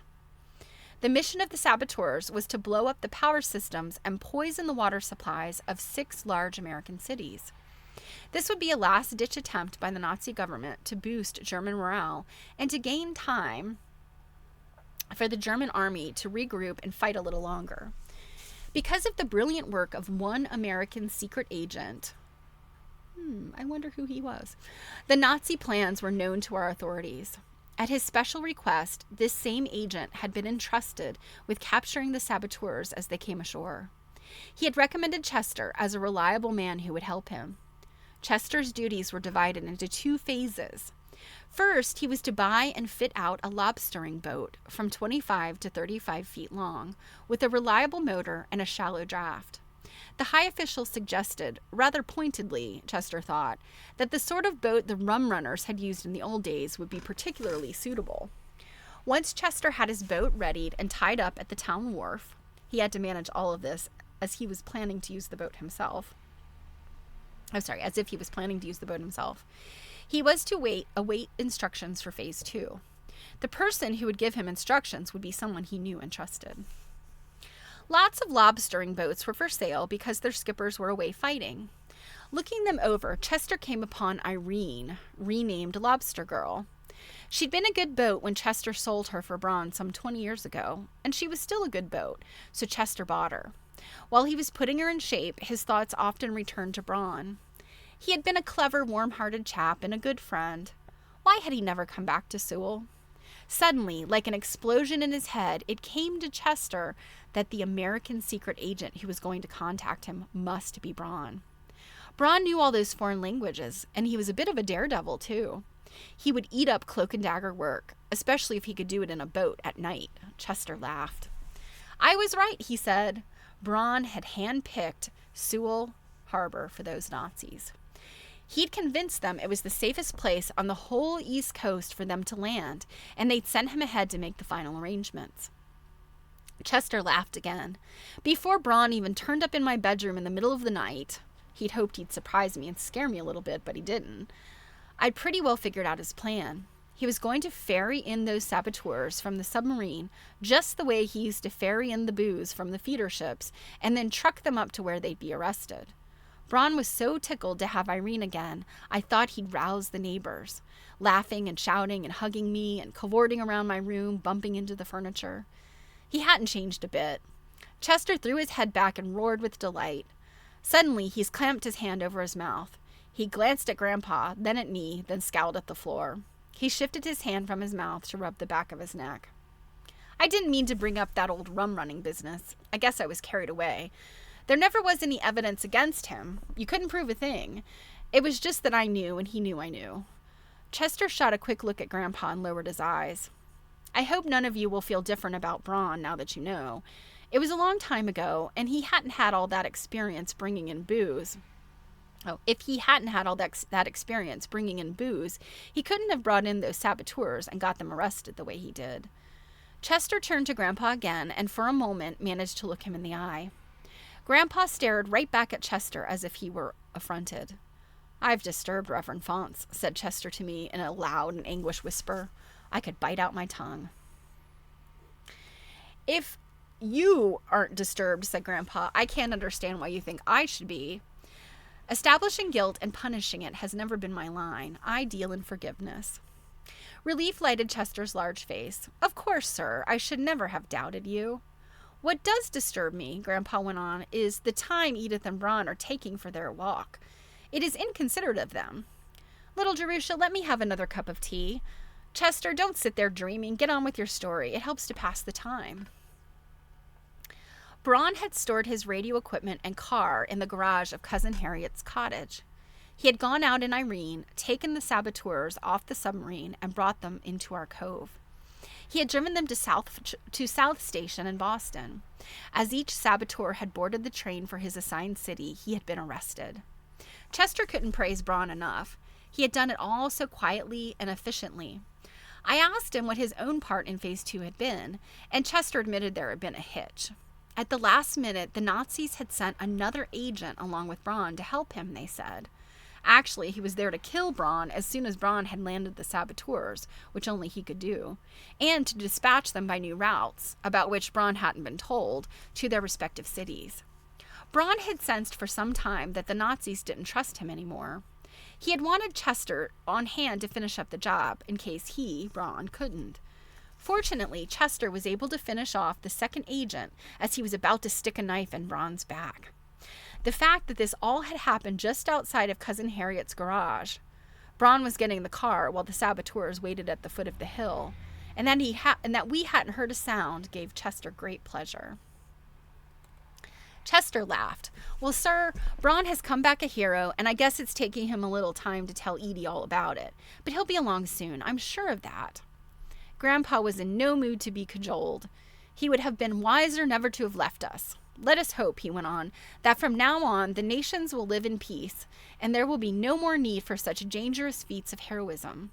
We are lucky you didn't blow us all into Kingdom Come with those terrible explosives. Jerusha, I am losing patience. How much longer are Braun and Edith going to keep us waiting? Fortunately, the fugitives returned a few minutes later, and as in the old days, Braun brought with him a radiance that warmed and brightened us all. Aunt Edith was looking years younger than before her walk with Braun, and twice as beautiful. As Braun embraced Grandpa and spoke to him of his love, his gratitude for the past, and his happiness at being home again, Grandpa's spirits soared up out of petulance to the heights of beatitude. The little boys, each holding tight to one of Chester's massive thighs, eyed Braun as if he were Sir Lancelot or Robin Hood. As for me, Braun had only to smile at me and speak my name, and I was ready to fall in love with him all over again. When Grandpa and the boys had been got to bed, and Braun and Chester had left, Aunt Edith and I drew our chairs close to the embers of the fire. Tomorrow, said Aunt Edith, he's going to ask Father for my hand in marriage. He insists on doing it formally. She laughed. He thinks Father will like it that way, and he wants to be formal too because it's so important to him. Our engagement and marriage are not matters to be treated casually. Aunt Edith took my hand and went on earnestly. We were all wrong about Braun, Jerusha. He never cared for Mrs. Munson. She was just his boss. He was more capable than the other fellows who worked for her, and she consulted with him and relied on him. That was all. He says the Munsons weren't so bad either. They were just trying to get a start in life, and so was he. They were ambitious and reckless, but they weren't bad. Aunt Edith caught her breath. I was the one who was bad. How could I believe what I did about him? How could I have been so stupid and cruel, she sobbed. I jumped up and hugged her. It doesn't matter now, I said. He came back. That's all that matters. Aunt Edith kissed me, then drew away and blew her nose. We will get married as soon as Braun can arrange for Freddie to get leave and come home for the wedding. I wish William would come too, Jerusha, but Braun hasn't much influence with the British authorities, as with our own. I too wished that William could come, but I knew that I would rejoin him soon, and I was overjoyed at the prospect of seeing Freddie before I left. Braun must have a lot of influence with the Navy, I laughed, to be able to get special leave for a plain lieutenant like Freddie. He has, replied Aunt Edith, and her voice rang with love and pride. He has been promoted to a very high position. He has received medals and citations. He's been offered an important peacetime job, but he's going to resign from all that as soon as he can. He is not sure yet what he wants to do, only that we will live here at the Haven, very simply. Oh, Jerusha, I shall be so proud to be Mrs. Bronislaw Zabriskie.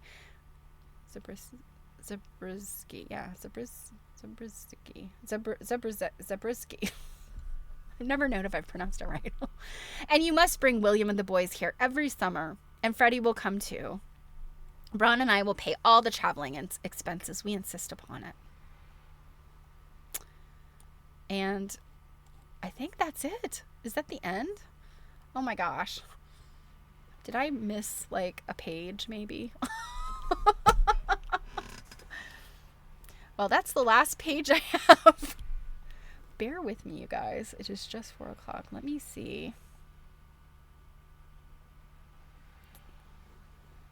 All right.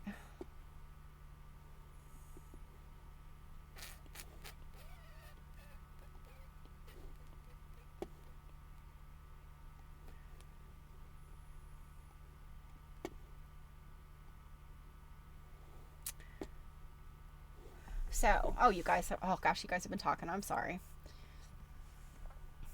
Okay. Robin's been patient. Robin, was that the end of the book? Did I miss a page? Okay. Oh, Druid, I hope that your weather has been okay in the last few. All right. So Druid says, John C. Cullen, on the night of June 12th, 1942, Cullen, an unarmed Coast Guardsman, stumbled upon the first group of Nazi saboteurs on Long Island. And that was it. I missed no pages. That was a really abrupt ending. But, well, now we know. And I'm glad that Braun and Edith were getting married. I was like, my heart was breaking for the fact that they clearly loved each other. They'd grown up together, but they clearly loved each other. And so the crazy quilt was interesting. I wish there had been some sort of picture of it, though. And now I'm wondering. No, there was no more picture of it. No more pictures in the book. I mean, obviously, this was not a book written about quilts. It was more about the story of running and Nazi saboteurs. But it would have been cool if there had been a picture of the quilt, just so that we could get some idea of, like...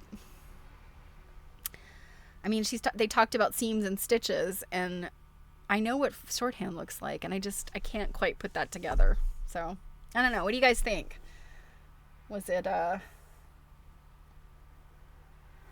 good? I don't know. It was a bit of an abrupt ending. But I mean, I think overall, like over the course of the book, it was a good book. I often think that endings, either endings are infuriating or they're just sort of meh. it's very hard, I think, to end a book with like some kind of like big bang, like, oh my gosh, best book I ever read. Um, yeah, I do think we need a picture, Marianne. Hmm. Well, let's quickly look at Pittman. We look at the Pittman shorthand. I mean, I know what it looks like. You guys can probably imagine it as well.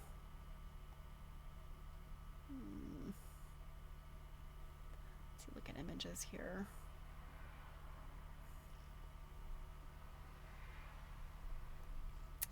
You know, it's funny. It almost looks like, in some ways, like you glance at it, it looks sort of like messy Arabic. You know what I mean? Like it's kind of got like those swoops and squiggles, but then it's all kind of messy.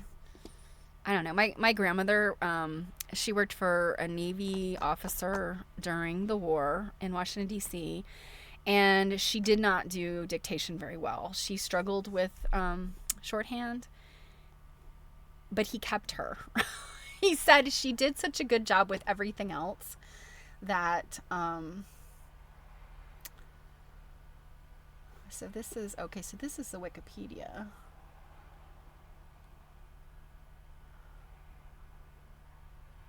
Oh, so this is interesting. So these are all the consonants. P, B, T, D, Che, J, K, Gay, F, V, Ith, V, S, Z, Ish, Z, G, M, L, N, Ray, R, Ing, Way, Hey, and Yay. Interesting. Oh, but there are long and short vowels. A vowel is represented by a dot or a dash. Okay.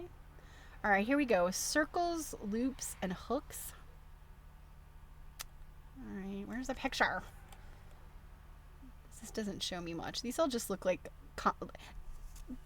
they look like commas and parentheses to me. Ah, here's the Lord's Prayer in Pittman shorthand. That's the whole Lord's Prayer? Good grief. I don't know, you guys. Well, okay. So Druid says someone needs to make a quilt now with a secret message in shorthand. There you go, guys. There's your creative brief. Yeah, I can't. Yeah. I mean, is secretarial training even something that really? I mean, are there secretarial type schools? I mean, I know you could do like business administration and that kind of thing in college.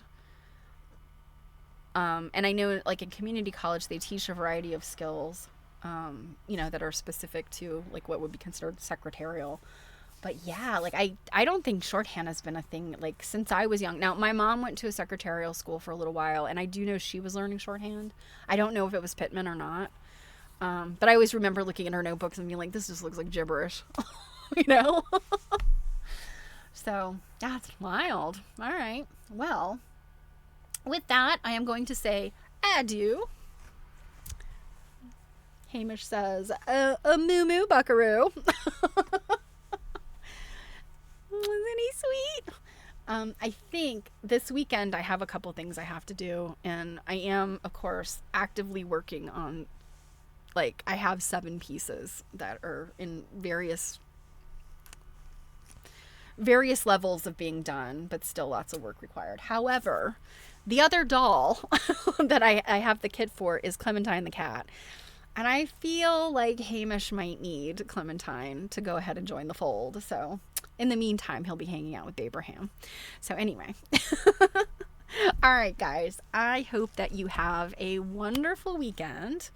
Nothing special going on this weekend, but I'll be back on Monday. Gotta find a new book. Oh my gosh, what are we gonna read now?